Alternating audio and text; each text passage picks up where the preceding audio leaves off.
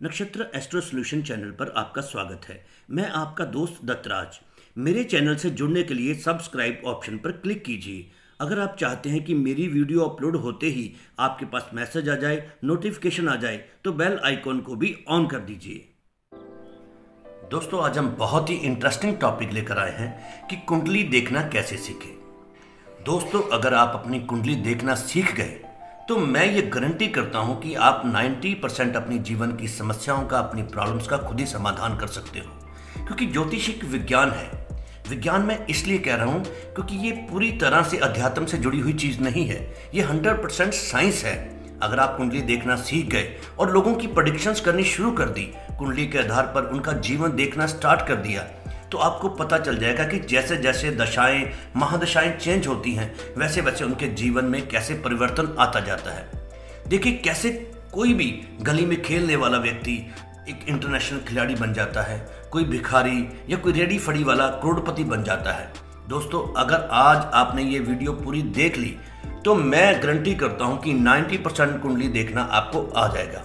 आप खुद ही अपनी कुंडली देखकर ग्रहों की दशा, महादशा या ग्रहों की स्थिति को देखकर उनके अकॉर्डिंग अपने जीवन की हर चीज का, हर प्रॉब्लम का समाधान निकाल पाएंगे। तो दोस्तों, स्टार्ट करते हैं आज की ये वीडियो। और अगर आप ये पूरी वीडियो देखते हैं तो आप ज्योतिष को काफी हद तक सीख जाएंगे। तो दोस्तों, शुरू करते हैं ये आज का टॉपिक। सबसे पहले मैं आपको बता दूं कि सबसे अहम चीज होती है राशियां। राशियां कुल 12 होती हैं, 12 राशियां। और राशियों का जो सीक्वेंस होता है वो हमेशा एक जैसे ही रहता है। उनकी सीरीज हमेशा एक जैसी रहती है। जैसे सबसे पहले नंबर पर होती है मेष राशि, दूसरे नंबर पर वृष राशि, इसको वृषभ भी बोलते हैं। तीसरी राशि मिथुन, चौथे नंबर पर कर्क, पांचवी सिंह, छठी कन्या, सातवीं तुला, आठवीं वृश्चिक, नौवीं धनु, 10वीं मकर, 11वीं कुंभ और 12वीं मीन। दोस्तों, ये राशियों का जो सीक्वेंस है, जैसे सबसे पहली राशि मेष है, दूसरी वृष है, मिथुन है, कर्क है, ये सीक्वेंस, ये सीरीज हमेशा ऐसे ही रहती है। ये कभी भी आगे पीछे नहीं होती। मेष राशि का जो स्वामी है वो है मंगलदेव और वृष राशि के स्वामी हैं शुक्रदेव। शुक्रदेव हैं दानवों के गुरु शुक्राचार्य जी। मिथुन राशि के स्वामी हैं बुधदेव, कर्क राशि के स्वामी हैं चंद्रदेव, सिंह राशि के स्वामी हैं सूर्यदेव, कन्या राशि के स्वामी फिर से बुधदेव। ये देखिए, तीसरी राशि जो मिथुन है उसके और छठी राशि जो कन्या है, दोनों के स्वामी बुधदेव हो गए। और सातवीं राशि तुला है, तुला के स्वामी फिर से शुक्रदेव।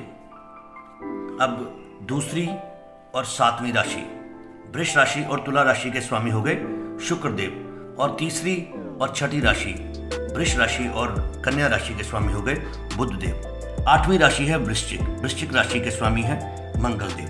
देखिए, सबसे पहली राशि जो थी मेष राशि, उसके स्वामी भी मंगलदेव और आठवीं राशि के स्वामी भी मंगलदेव। धनु राशि के स्वामी गुरुदेव, जिसको हम बृहस्पति भी कहते हैं। 10वीं राशि है मकर, मकर राशि के स्वामी है शनि महाराज, शनिदेव। 11वीं राशि के फिर से स्वामी शनिदेव और 12वीं राशि के स्वामी बृहस्पति देव। दोस्तों, जैसे ये अब देखिए, इसमें जो बहुत देखने वाली चीज है कि चौथी राशि और पांचवी राशि यानी कि कर्क राशि और सिंह राशि, चंद्रदेव और सूर्यदेव, इनको एक एक राशियां मिली हैं। चंद्रदेव को कर्क और सूर्यदेव को सिंह। बाकी सबको, मंगलदेव को 2 राशियां मिली हैं, मेष और वृश्चिक, पहली और 8वीं। शुक्रदेव को 2 राशियां मिली हैं, वृष और तुला, दूसरी और 7वीं। इसी तरह मिथुन को मिली है, बुधदेव को मिली है मिथुन और कन्या, तीसरी और छठी राशि। इसी तरह बृहस्पति देव को मिली है 9वीं और 12वीं राशि, धनु और मीन। और शनिदेव को मिली है 10वीं और 11वीं राशि, मकर और कुंभ। सो ये राशियों का सीक्वेंस है, ये हमेशा रहेगा। उसके बाद हम बात करते हैं ग्रहों की। ग्रह आपको जैसे पता ही है कि टोटल 9 ग्रह होते हैं। सबसे पहले हैं सूर्यदेव। सूर्यदेव जो है इसको ग्रहों का राजा भी कहा जाता है। नंबर 2 पे है चंद्रदेव। नंबर 3 पे है मंगलदेव। नंबर 4 पे हैं बुधदेव। 5 पे बृहस्पति देव। 6 पे शुक्रदेव। 7 पे शनिदेव। 8वें नंबर पे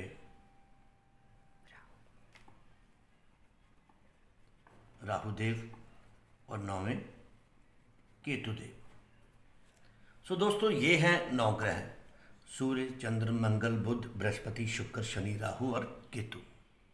अब हम बात करते हैं कुंडली की। ये होती है दोस्त लग्न कुंडली। लग्न कुंडली हमारे उत्तर भारत में इस तरह की कुंडली बनती है, दक्षिण भारत में एक अलग तरह की कुंडली बनती है। उस पर हम फिर द्वारा नेक्स्ट कहीं किसी एपिसोड में बात करेंगे। तो इसमें 12 भाव होते हैं। 12 भाव, उसको भाव भी बोलते हैं, घर भी बोलते हैं, हाउस भी बोलते हैं। जैसे देखिए ये सबसे पहला घर होता है, इसको लग्न भी बोलते हैं। ये है लग्न कुंडली। पहले भाव को, पहले घर को लग्न बोलते हैं, लग्न। दूसरा भाव, तीसरा भाव, चौथा भाव, 5वां, 6ठा, 7वां, 8वां भाव, 9वां भाव, 10वां भाव, 11वां भाव, 12वां भाव। इस तरह से ये 12 भाव होते हैं। दोस्तों ये घर अपनी स्थिति, अपनी जगह कभी भी नहीं बदलते। इनमें जो 1 लिखा है, यहाँ पे 2 भी हो सकता है, 3 भी हो सकता है, 4 भी हो सकता है। ग्रहों की स्थिति, राशियों की स्थिति चेंज हो सकती है, लेकिन इनका जो घर है, इनके घरों का जो फल है वो कभी भी नहीं बदलता। पहले घर से जो फल आता है, अगर यहाँ पे 4 लिखा है तब भी वही आएगा, 2 लिखा है तब भी वही आएगा, 6 लिखा है तब भी वही आएगा। राशियों का जो सीक्वेंस है वो इसमें चेंज हो सकता है, लेकिन इसमें जो इनके घरों का फलादेश है, इनके घरों की जो स्थिति है वो कभी भी नहीं बदलती। दोस्तों अब हम जानते हैं घरों से हमें, इन भावों से हमें क्या क्या मिलता है, क्या क्या फल मिलता है इनसे, इनकी क्या क्या ड्यूटीज़ हैं, कौन कौन से डिपार्टमेंट्स इन घरों को मिले हैं। तो सबसे पहला जो भाव है इसको लग्न बोलते हैं, और ये रिप्रेजेंट करता है आपको खुद को, आप स्वयं क्या है, यानी कि आपका रंग रूप, आपका आकार, आपका चरित्र, आपका स्वभाव, ये सब कुछ पहले भाव से पता चलता है। पहला भाव आपके बारे में बताता है। दूसरा भाव है, इसको हम लोग कहते हैं कुटुंब स्थान। ये कुटुंब स्थान भी है, ये वाणी स्थान भी है। कुटुंब का मतलब होता है आपका परिवार, आपके नातेदार, रिश्तेदार, आपके पड़ोसी।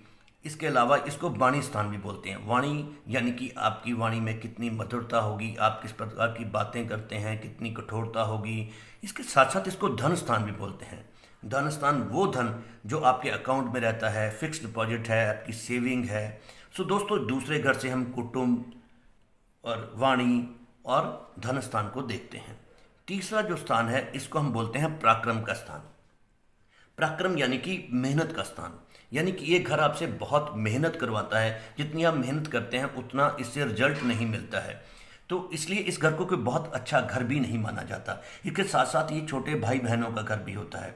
दोस्तों मैं आपको एक चीज़ बता रहा हूँ, इसमें जैसे हम घरों के फलों की बात करते हैं, साथ साथ इसमें हमारे जो रिश्तेदार हैं, हमारे जो परिवार के मेंबर्स हैं, उनके बारे में बताया जाता है। जैसे पहला घर है, इसमें आप हैं। दूसरे घर से आपका कुटुंब पता चलता है। तीसरे घर से आपके भाई बहनों का पता चलता है। इसी तरह चौथा घर है, इसको हम लोग कहते हैं सुख स्थान। सुख स्थान इसलिए कहते हैं क्योंकि इससे वाहन, इससे प्रॉपर्टी, आपका प्लॉट, आपका मकान, ये सब चीज़ें पता चलती हैं। इसके साथ साथ ये माता का स्थान है। माता का स्थान यानी कि माता के साथ आपका रिश्ता कैसा रहेगा, माता से आपकी बनेगी या नहीं बनेगी, माता से आपको क्या सुख मिलेगा, कितना प्रेम होगा। ये दोस्तों जो चौथा घर है ये सुख सुविधाओं का घर है, प्रॉपर्टी का, मकान का, प्लॉट का घर है, और ये माता का स्थान है। पांचवा जो भाव है, पांचवा जो घर है, ये शिक्षा का घर है। इससे पता चलता है कि आप कितनी शिक्षा ग्रहण करेंगे, कैसी शिक्षा होगी, शिक्षा में कोई दिक्कतें आएंगी या नहीं आएंगी। इसके साथ साथ ये संतान का घर है कि आपकी संतान कैसी होगी, आपकी बात मानेगी या नहीं मानेगी, किस दिशा में जाएगी, तरक्की करेगी या नहीं करेगी। साथ साथ ये प्यार का, मोहब्बत का घर है। ये एकदम से इमीडिएट कहीं से पैसा आना है उसका भी घर है, जैसे कोई लॉटरी, सट्टा इत्यादि का।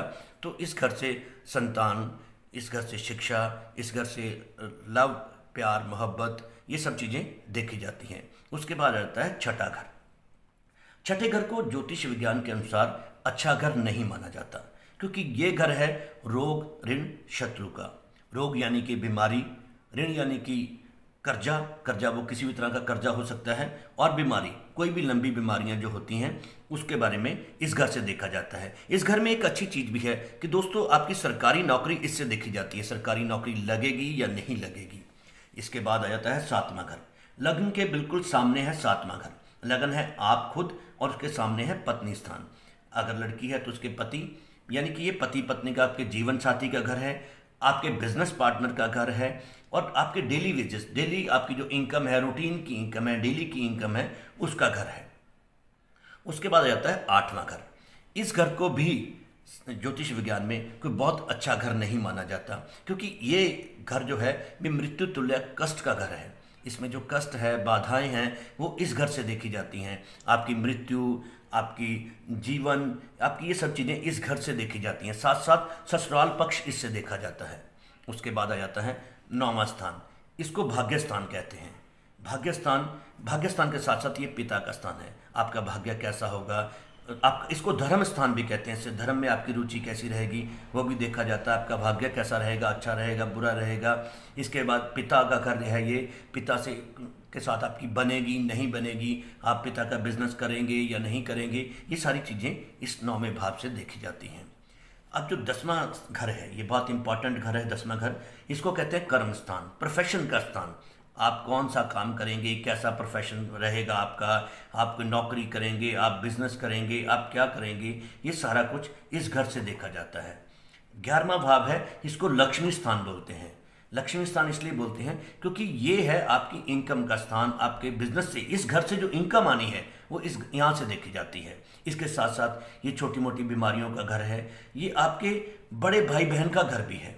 बड़े भाई बहन के साथ आपका रिश्ता क्या है, कैसा रहेगा, उनसे आपको हेल्प मिलेगी नहीं मिलेगी, आपकी उनके साथ बनेगी नहीं बनेगी, वो सब चीज़ें भी इस घर से देखी जाती हैं। उसके बाद आ गया दोस्त 12वां स्थान। 12वां स्थान जो है इसको व्यय स्थान बोलते हैं। व्यय स्थान इसलिए बोलते हैं कि जैसी बीमारियां आती हैं, किसी हॉस्पिटल का खर्चा, जेल यात्रा, तो ये सब चीज़ें इससे देखी जाती हैं। खर्चे सारे, अगर कहीं किसी हॉस्पिटल में कोई बीमारी हो जाती है, जरूरी नहीं आपकी हो, आपके किसी परिवार के मेंबर की, किसी की भी रिश्तेदार की, और वहाँ पे खर्चा आपका होता है, वो सब चीज़ें इस यहाँ से देखी जाती हैं। इस घर की खासियत है, इस घर की एक सबसे बड़ी क्वालिटी है कि इस घर से हम ये देखते हैं कि आपकी विदेश में सेटलमेंट होगी कि नहीं। विदेश सेटलमेंट का ये घर है। ये घर जो 9वां घर है, 9th हाउस है, 9वां भाव है, इससे हम विदेश यात्रा देखते हैं कि आपकी विदेश यात्रा होगी, आप विदेश जाएंगे, मतलब सिर्फ यात्राओं की बात है। और इस घर से हम विदेश की सेटलमेंट का देखते हैं। तो इस तरह से ये जो कुंडली है, इसके 12 भाव है, इनके ये सारे आपको बेनिफिट्स होते हैं, ये इनके लाभ, इनके ये फल होते हैं। सो दोस्तों, इसमें आपने देखा कि इस कुंडली में ये 6, 8 और 12, 6, 8 और 12 इन घरों को अच्छा घर नहीं माना जाता। इसमें 1, 4, 7 और 10, 1, 4, 7 और 10 इन घरों को केंद्र स्थान बोलते हैं, क्योंकि ये केंद्र के घर हैं। इसके साथ साथ 1, 5 और 9, 1, 5 और 9 ये त्रिकोण के घर हैं। ये केंद्र के स्थान और त्रिकोण के घरों को बहुत अच्छा माना जाता है। इसमें कोई भी ग्रह बैठा है तो उसका फल हमेशा अच्छा होगा। 6, 8 और 12 इनको त्रिक स्थान बोलते हैं। त्रिक स्थान में अगर कोई अच्छा ग्रह भी आके बैठ जाता है तो वो बुरे परिणाम देने के लिए बाध्य हो जाता है, बुरे परिणाम देता है। दोस्तों, अगर आपको वीडियो पसंद आई है तो वीडियो को लाइक करना और चैनल को सब्सक्राइब करना ना भूलें। और ज्योतिष से रिलेटेड किसी भी तरह की अगर जानकारी आपको चाहिए तो मैसेज बॉक्स में कमेंट करें।